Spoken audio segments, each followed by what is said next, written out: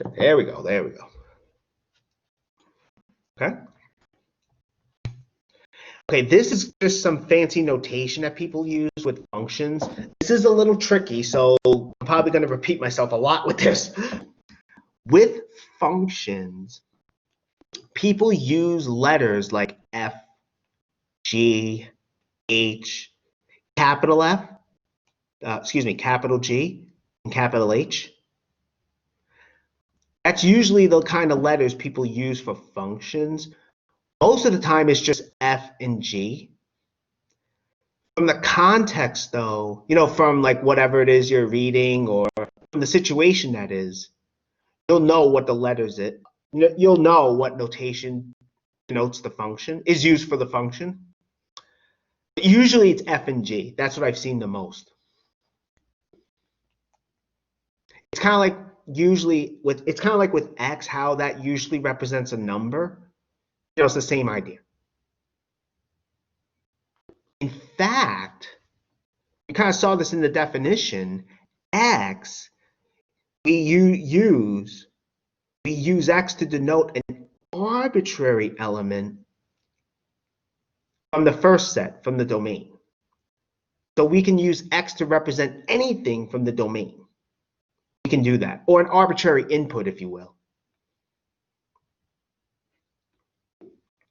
Now, and usually what we use, we saw this in the definition, is Y, little y that is, to represent elements in capital Y. We use little y to represent stuff in capital Y. And when we have a function, we have this. If f denotes our function, x goes into the function. What comes out is f is this thing here. So if x is our input, that goes in. What comes out is this, f of x. That's how we read this. It's not f times x. I know it looks like that, but it's f of x. F of x. So x goes into the function.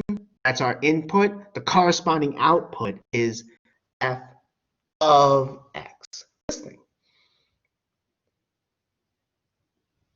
Now this is a lot to, write out.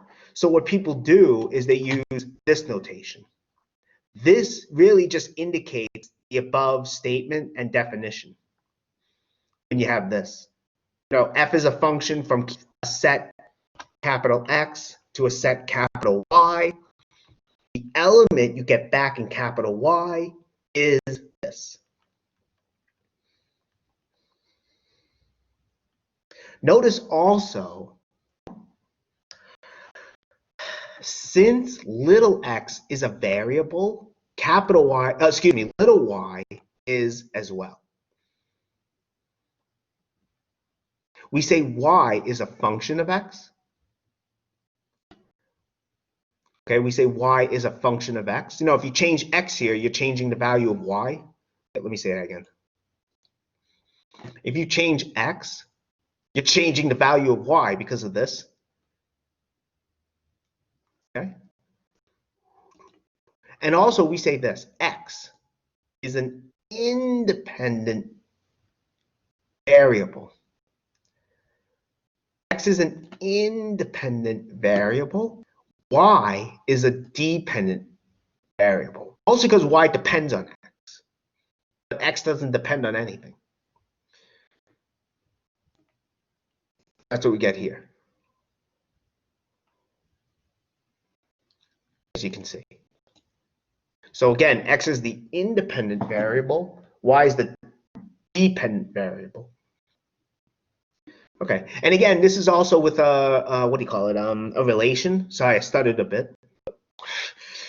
Never mind. Anyway, x, right, in a relation is all the first components, the x coordinates. Y is all the second components, or the y coordinates, that is. And in a relation, if you have a function, if we call that function f, right? You could think of each ordered pair as this, in this form, that is. where f is the function. Basically, x is the input, the x coordinate, that goes into the function. What comes out of the function is f of x, here, the y coordinate. So x goes in, the y coordinate comes out. That's also what I'm trying to show here. I hope that makes sense what I'm saying. Okay. And again, we also write this. But this is another way of saying that the y coordinate is a function of x. That is, x is our x coordinate, y is the y coordinate. X goes in. The function gives you back the y coordinate. So the x coordinate goes in, the y coordinate comes out. And now, since we have these ordered pairs, you should be thinking, what about graphs? Well, a graph is another way to get a function. In fact, a relation is just a collection of ordered pairs, right? Well, a graph is just a collection of plotted points. So from any relation, we can get a graph.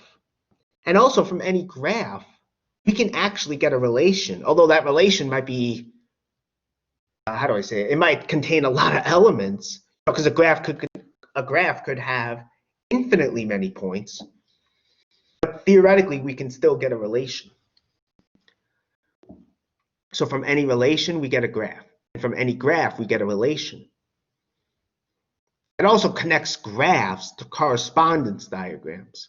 But just like not every relation is a function, not every graph is going to define a function.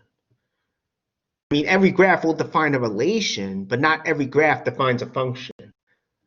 Now, what's nice is there's a nice test we can use to determine if a graph is a function.